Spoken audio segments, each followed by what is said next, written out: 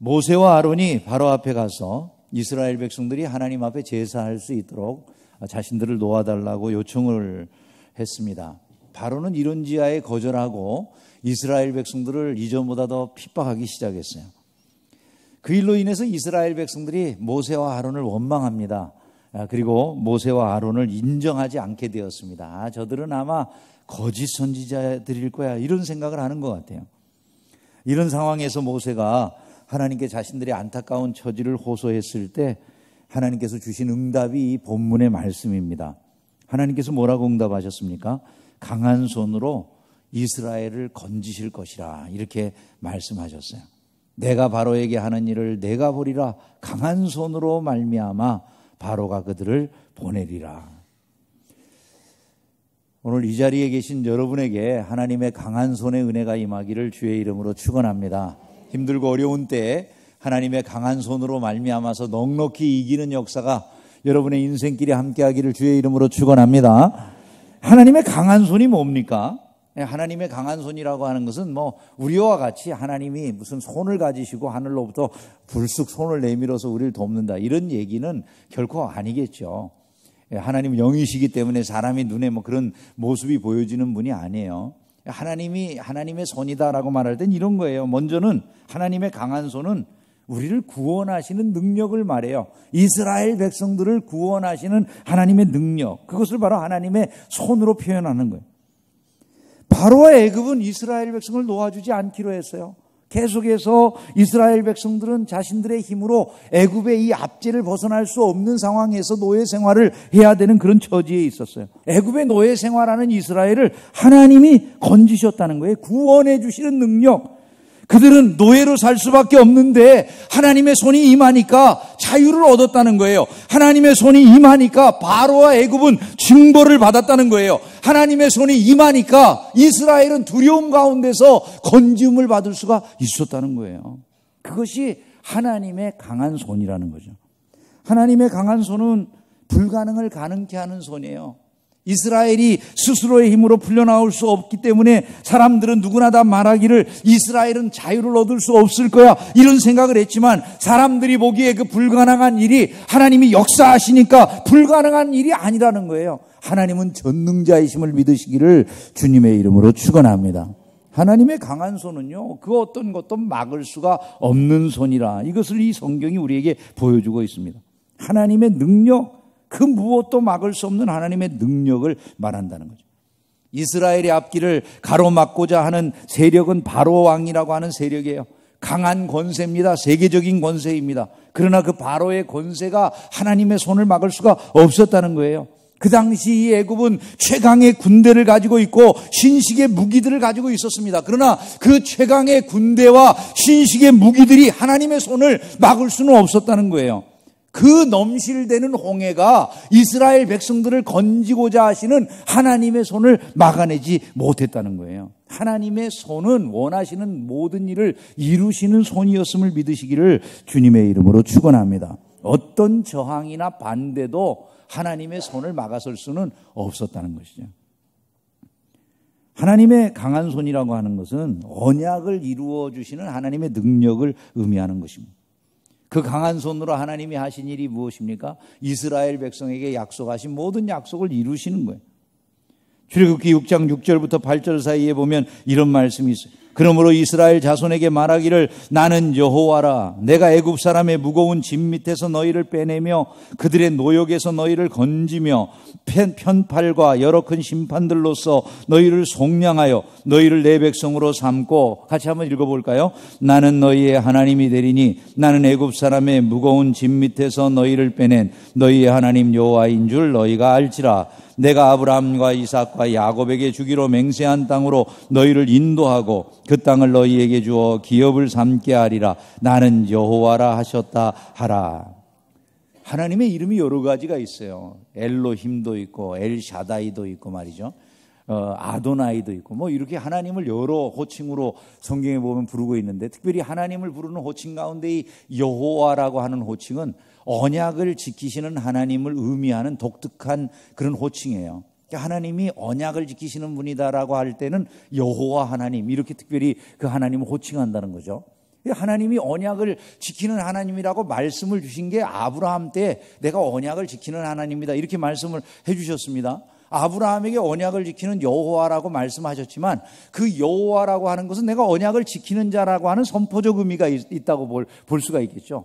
그 언약을 지키는 하나님이 언약을 지키는 하나님이 되시는 것은 진짜 그 약속이 이루어지는 그날일 거예요. 근데 그때가 언제인 것입니까? 바로 이 모세 때에 온 거죠. 아브라함에게 하나님께서 내가 내게 지시할 땅으로 가라, 약속하는 땅이 있으셨어요. 내가 너를 큰 민족이 되게 해주겠다 약속하십니다. 그리고 그곳에서 너희를 번성하게 해주시겠다는 하나님의 약속이 있었어요. 그 약속들이 약속으로 주어졌을 때 여호와라는 이름을 가지고 약속을 하셨지만, 그 약속이 이루어지기 전에는 여호와의 여호와 되심을 모르는 거죠. 정말 약속을 지키시나? 그런데 바로 그 아브라함에게 하신 이 여호와의 약속이 이루어지는 때가 이 모세와 여호수아의 시대라, 우리가 이것을 알고 있는 것입니다. 여호수아 시대, 모세의 시대에 출애굽을 하고 마침내 큰 민족으로서 가나안을 정복했음을 믿으시기를 주님의 이름으로 축원합니다. 그래서 이렇게 말씀하는 거예요. 하나님은 모든 언약을 이루시는 하나님이신 줄로 믿습니다. 자, 이런 하나님이 내가 강한 손으로 너희를 이끌어내마, 약속을 지켜주마 라고 말하니까 모세하고 이스라엘은 기뻐했겠죠. 그죠? 즐거워했겠죠. 감사했겠죠. 그러면 얼마나 좋겠어요. 이들의 반응은 영 뜨뜻미지근하고 형편없어요. 먼저 이스라엘의 반응을 보면 이렇습니다. 이스라엘 백성들은 모세를 통해서 전해주시는 하나님의 이 놀라운 위로의 말씀을 거절해요. 그들이 이 하나님이 주시는, 모세를 통해서 자신들에게 전달해 주시는 이 위로의 말씀을 거절하는 이유는 한 가지예요. 자신들의 현실의 문제만 눈에 보였다는 거예요. 9절 말씀을 보면 이렇게 되어 있어요. 모세가 이와 같이 이스라엘 자손에게 전하나, 같이 읽어봅시다. 그들이 마음의 상함과 가혹한 노역으로 말미암아 모세의 말을 듣지 아니하였더라. 이 사람들이 그 시각이 어디에만 가 있습니까? 말씀을 보는 데에는 눈이 안 가 있어요. 오직 자기네들이 지금 현재 당하고 있는 이 고통스러운 일, 자기네들이 겪고 있는 이 괴로운 일들에만 눈이 가 있었다는 거예요. 하나님의 강한 손이 우리를 인도해낼 겁니다. 말씀을 해줬는데 말씀은 귀를 기울일 대상으로 생각 안 해요. 그리고 오직 자신들이 눈에 보이는 지금 이 상황, 현실만 눈에 보이는 거예요. 모세는 달랐나요? 모세는 멋지게 반응했겠죠? 아닙니다. 모세도 똑같았어요. 모세의 반응도 이스라엘 백성들이나 비슷해요. 뭐라고 반응합니까? 하나님의 명령에 기꺼이 순종을 안 해요. 모세는 자신의 능력에만 주목을 하지 하나님의 강한 손을 주목하지 못했어요. 이렇게 모세가 말을 해요. 12절에 모세가 여호와 앞에 아뢰어 이르되 이스라엘 자손도 내 말을 듣지 아니하는데 바로가 어찌 듣겠습니까? 나는 입이 둔합니다. 이렇게 말을 해요. 지금 모세가 지금 의지하는 게 뭐예요? 자기의 말솜씨, 자기의 지도력, 이런 것들을 의지하는 거예요. 아니, 언제 모세의 힘을 통해 가지고 건지음을 받도록 하나님께서 계획하신 적이 있으신가요? 없습니다. 모세는 본래 능력이 없는 자예요. 아니, 자기의 일조차도 스스로 개혁하지 못해서 장인의 집에 얹혀 살던 사람이 모세잖아요. 근데 그 모세가 마치 자기가 무슨 굉장한 사람이나 되는 것처럼 내 입이 말을 못해요 이러고, 아니 언제 하나님이 지 입으로 말하라고 그랬나? 근데 자기가 지금 그러고 있는 거잖아요 지금요.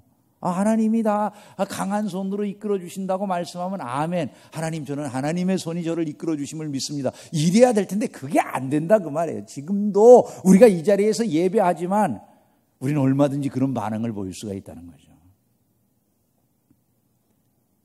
여러분, 우리의 반응은 무엇입니까? 그래서 우리가 이 말씀을 가지고 우리의 반응이 무엇이 되어야 되는지 이런 것들을 좀 살펴보면서 말씀을 정리하려고 합니다. 첫 번째로 우리의 반응은 이랬으면 좋겠어요. 우리는 더 이상 내가 지금 가지고 있는 자원만 바라보는 어리석음을 범하지 말자는 거예요. 내가 가지고 있는 자원만 바라보는 어리석음. 여러분, 하나님의 강한 손이 우리의 자원이에요. 믿습니까? 여러분, 하나님의 강한 손이 우리의 자원이에요. 그걸 우리가 믿어야 돼요. 역대상 4장 10절에 보면 야베스가 이렇게 기도하는 장면이 나와 있어요. 같이 한번 읽어봅시다. 야베스가 이스라엘 하나님께 아뢰어 이르되 주께서 내게 복을 주시려거든 나의 지역을 넓히시고 주의 손으로 나를 도우사 나로 환난을 벗어나 내게 근심이 없게 하옵소서 하였더니 하나님이 그가 구하는 것을 허락하셨더라. 무엇으로 도우신다고요? 주의 손으로 나를 도우사. 이 야베스는 적어도 이걸 아는 사람이에요. 내가 가지고 있는 자원이 뭐냐. 이 사람은 고통이라고 하는 이름을 가지고 살았다고 하지 않습니까? 근데 그 고통 가운데 있던 이 사람이 그 상황을 벗어날 수 있는 힘이 어디서 나옵니까? 하나님의 손의 도움으로부터 나오게 되었다. 우리가 생각해야 되는 게 이거예요. 내가 가진 자원만 가지고 산다. 얼마나 그렇게 대단한 자원들을 가지고 계세요, 여러분? 엄청난 가문에서 태어나셨습니까? 왕의 후손들이십니까? 여러분들이 뭐 엄청난 재산을 유물로 받으셨습니까? 유산으로 받으셨어요? 엄청난 건강이 있으세요? 남만큼? 엄청나게 잘생기셨어요? 여러분, 뭔 자원이 있습니까? 여러분에게 한번 생각을 해보십시오. 우리가 우리의 자원을 의지하려고 할 때 한계가 있어요. 자원이 없다는 게 아니에요. 한계가 있는 자원들을 다 가지고 있는 거예요, 우리는요. 우리가 부족해요. 그걸 아는 게 출발이에요. 내 힘으로 할 수 없다 그렇게 말하는데 그게 딱 맞는 얘기예요. 우리 힘으로 할 수 없어요. 그래서 포기하자고요. 그건 아니에요. 그건 신자가 아니에요. 신자는 내 힘으로 할 수 없는 걸 알아요. 그런데 그 다음에 있는 사람이 신자예요. 하나님의 강한 손이 나를 도우시면 다 할 수 있다예요. 그게 신자예요. 남아프리카 공화국이라는 데 아시잖아요. 거기 평범한 농부였던 앵거스 버컨이라고 하는 사람이 있었어요. 그야말로 농사만 짓는 그런 사람이었는데 이분이 아프리카의 부흥을 일으키는 대전도자로 바뀌었어요. 이분이 살던 그 남아프리카 공화국은 엘니뇨 현상이 극심해지면서 아주 이 산업이 다 망가졌어요. 농사가 안 되는 거예요. 여러분 아시다시피 아프리카 지역이 가뭄과 기근이 엄청 심하잖아요. 그죠? 근데 엘니뇨가 극심한 해에는 더 심해지는 거예요. 그러다 보니까 농사가 안 되고 이 사람도 농사를 짓는데 다 옥수수 농사니 뭐니 이런 게 다 망하는 거예요. 비가 안 오니까 다 말라버려요. 그런 상황이 되니까 체제가 막 혼란해지고 사람들이 서로 증오하고 폭력이 난무하는데 백인 농장주들은 자기네들이 거두는 게 없으니까 흑인 이제 일하는 사람들에게 뭘 충분하게 주지를 못해요. 그러니까 막 흑인들이 이제 폭동이 일어나가지고 백인 농장주를 막 살해하기도 하는 이런 무정부 상태 같은 그런 일들이 1990년대 후반에 일어나기 시작했대요. 이 사람도 이제 그때 당시 믿음도 없이 살던 시절인데 계속해서 농사가 잘 안 되고 농사꾼이 농사 잘 안 되니까 그걸로 인해서 집안에도 갈등이 일어나고 사는 게 날마다 점점 어려워지면서 절망 가운데 빠져 있다가 하루는 아내가 자기에게 해주는 말을 듣고 교회를 나가게 됐어요. 아내가 한번 교회를 가보자. 하나님 믿어보자. 이렇게 이야기하니까 그 아내의 말을 듣고 이제 처음으로 교회를 갔는데 그 교회에서 말씀을 듣다가 은혜를 받았어요. 이 사람이 강한 은혜를 받고서는 그 자기가 농사를 하거나 하는 모든 일들의 관점이 달라지기 시작했어요. 아, 우리가 하나님이 도와주신다면 왜 못하겠느냐. 이 가뭄이나 이 어려움 중에서 우리가 하나님 의지하자. 이런 마음을 갖고 사람들을 설득하기 시작했습니다. 이 사람이. 사람들에게 이야기하면서 우리가 모여서 기도합시다. 이 가뭄의 극복을 위해서 그리고 종족 간에 이런 엄청난 피 흘림이 계속해서 일어나는데 이런 거 피하도록 하나님 앞에 기도하는 모임을 갖자고 농부들이 먼저 모여서 기도하자고 이제 권유를 하는 거예요. 사람들은 이제 극한 상황에 몰려가지고 더 이상 자기네들의 주식으로 먹는 감자조차도 심지 않겠다는 그런 생각으로 이제 그 해에는 아무도 감자를 심지 않겠다고 하는 상황이 되어버렸어요. 이런 상황에서 이 사람이 집회를 하자고 다 권유를 하는데 아무도 호응을 안 할 거라고 사람들이 이리저리 다 피해요. 근데 이 사람이 믿음을 가지고서 계속 집회를 하자고 요청을 해가지고 마침내 집회가 열렸는데요. 그 남아프리카 공화국의 한 운동장에서 집회를 했는데 사람들이 꽉 찼어요. 놀라운 게 이 사람의 말을 듣고 사람들이 극복할 방법이 없으니까, 가뭄을 극복할 방법이 없으니까, 그리고 안에는 어쨌든 하나님을 믿는 믿음들이 있는 그런 사람들이 많으니까 그곳에 있는 사람들이 운동장을 거의 가득 채우면서 모여온 거예요. 이 사람들이 기도하고 함께 예배하는 그 자리에서 이분이 그분들 앞에서 말을 하게 됐어요. 그가 한 말이 이거예요. 우리가 이 가뭄만을 바라보면서 절망하고 있지만 이래서는 안 됩니다. 우리는 이 가뭄보다 이것을 다 다스리시고 통치하시는 하나님 바라봐야 됩니다.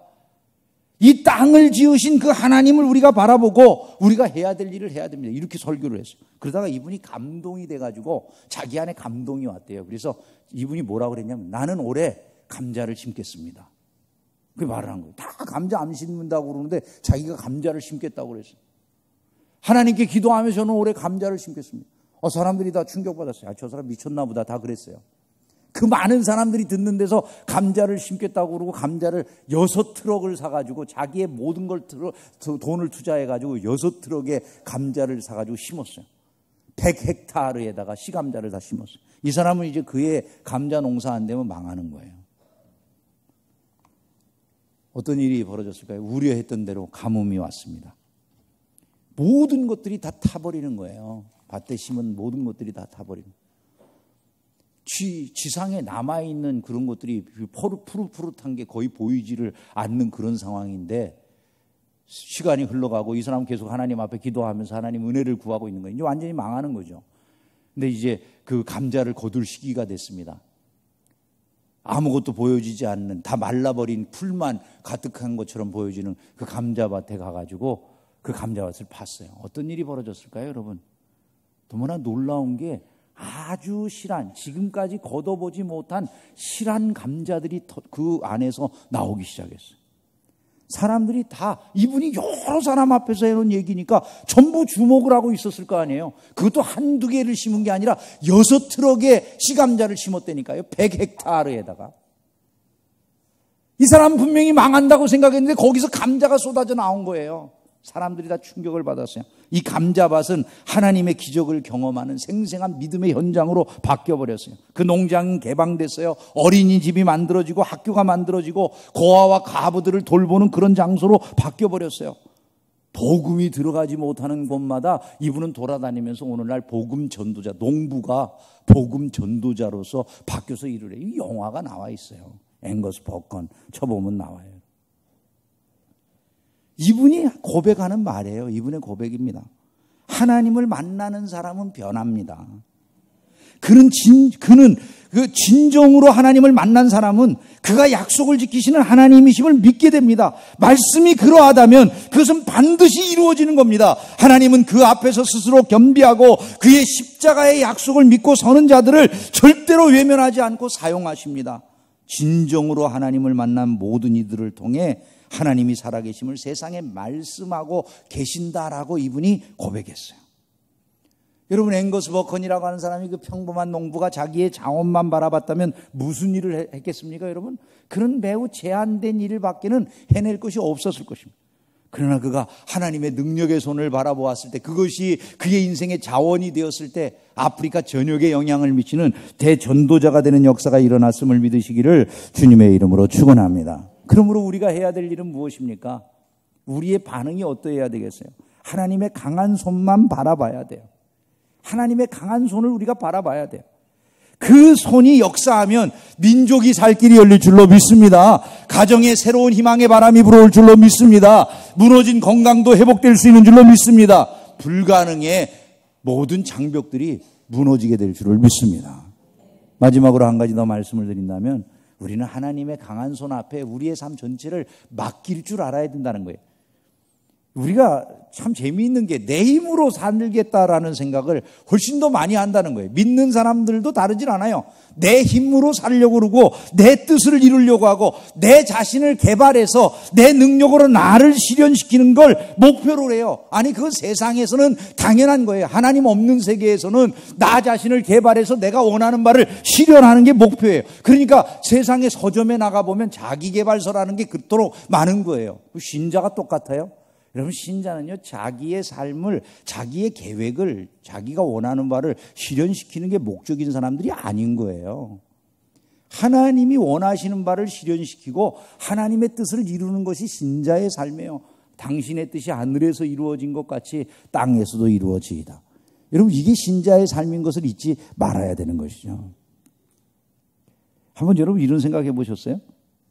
왕의 아들이 왕위를 계승하게 되는 건 자기 노력 때문입니까? 태생적인 것 때문입니까? 네? 왕의 아들이 왕위를 계승하는 건 자기의 노력 때문이에요. 태생적으로 왕의 아들로 낳기 때문이에요. 네, 태생적인 거죠. 그죠? 여러분, 신자는 태생이 달라요. 그걸 모르기 때문에 신자의 능력이 없어요. 여러분들은 하나님의 자녀인 줄로 믿습니다. 그 자녀됨에 모든 걸 실을 줄 알아야 돼요. 자기의 신분도 모르고 내가 하나님이 나에게 왕의 신분을 주고 왕으로서의 삶, 왕의 자녀로서의 삶을 살게 하시면 내가 그 일을 해야 그때 비로소 왕의 자녀로서의 능력이 나타나는 거예요. 난 딴 일을 하고 싶어. 거지로 사는 거예요. 무슨 말씀인지 이해가 되세요, 여러분? 이거를 이해하는 데서부터 신앙의 능력은 출발이 되는 거예요. 신앙생활을 10년, 20년, 30년 이런 연조가 중요한 게 아니에요. 한 번도 내 인생을 하나님이 기뻐하시는 바가 뭔가 거기에다가 내가 맞춰서 살아보겠다 이렇게 생각을 안 했는데 하나님의 아들의 권세가 어디에 있어요? 그냥 내가 내 마음대로 나아가서 하나님이 기뻐하시는 왕의 자녀로서의 삶이 아닌 다른 삶을 사는 거죠. 자기 개발, 자기 실현. 좋은 거죠. 그렇게 되면 얼마나 좋겠어요. 피곤하죠. 그러니까. 평안이 없죠. 일생이 행복하지 않죠. 왜? 늘 자원이 모질란 걸 느끼니까. 여러분, 하나님의 자녀가 왕 대신 하나님의 은혜를 알게 되고 그분에게 다 맡긴다는 건 무슨 의미냐면요. 마치 독수리가 날개치면서 그 자식을 그 날개 위에 얹어가지고 원하는 곳까지 갖다가 내려주는 것과 똑같은 삶을 산다. 그런 말이 되는 거예요. 그 강한 손 위에 우리의 삶을 얹어야 된다. 그 말이죠. 우리가 해야 될 일은 다른 게 아니에요. 다 맡기는 거예요. 당신이 원하는 일을 하겠다고 고백하는 거예요. 여러분, 많은 젊은이들이 이 일자리 구하기 힘들고 삶의 정황이 불리하다고 말을 해요. 근데 여러분, 이런 생각 해봤어요? 내가 정말 지금 하고 싶어 하는 것이 내가 안 된다라고 생각하는 이 모든 것이 하나님이 정말 원하는 길을 가려고 하는데 안 되는 겁니까? 아니면 세상이 내게 가도록 하는 길, 내가 주변의 여러 여건과 환경 때문에 가고 싶어 하는 그 길, 사람들 앞에서 나를 높이고 자랑하고 싶어서 가고 싶은 그 길이기 때문에 안 되는 겁니까, 여러분? 그 구분을 해야 됩니다. 우리가 정말 하나님이 기뻐하시고 하나님이 원하시는 그 길을 가려고 하면요, 길을 여세요. 하나님이 길을 여세요. 왜? 당신이 원하시는 일인데 못할 일이 어디 있어요? 자녀들에게 여러분들의 뜻을 강조하기보다는요, 하나님의 뜻이 뭔지를 찾도록 하셔야 돼요. 젊은이들의 길이 열리게 될 줄로 믿습니다. 하나님은 우리 안에 소원을 두고 행하시는 분이라고 그랬어요. 그 젊은이들이 하나님의 뜻을 향해 가는 길인지 아닌지를 뭘로 알까요? 세상이 주는 게 아니라 우리 안에 하나님이 주신 그 소망을 발견하는 거예요. 그 소원을 찾는 거예요. 그것은 천직이 될 수 있는 거고 내 일생을 기쁘게 헌신할 수 있는 열망이 될 수 있는 것이어야 돼요. 하나님이 그렇게 쓰시는 거예요. 위대한 기적이 저와 여러분의 인생길 가운데 일어나게 될 줄을 믿습니다. 불평과 원망이 아니라 그 뜻을 찾아가는 저와 여러분들이 되기를 주님의 이름으로 축원합니다. 말씀을 맺겠습니다. 이스라엘을 이끌어 주셨던 하나님의 강한 손이 우리와 함께 하세요. 그 강한 손은 이스라엘을 넉넉히 구원하는 능력이고요. 불가능을 가능케 하는 능력이고요. 아무것도 막을 수 없는 능력이고요. 약속을 이루어 주시는 능력이에요. 그 능력이 우리와 함께해요. 그 강한 손 의지해야 돼요. 다 맡겨야 돼요. 내 고집과 내 자신을 이루려고 하는 것이 아니고 하나님이 내게 동원돼 주시기를 원하는 이런 자세가 아니라 당신의 뜻이 하늘에서와 같이 나의 삶에 이루어지기를 원합니다. 이런 마음으로 그분을 받드는 거예요. 하나님의 기적과 은혜가 저와 여러분의 인생길에 함께할 줄로 믿습니다.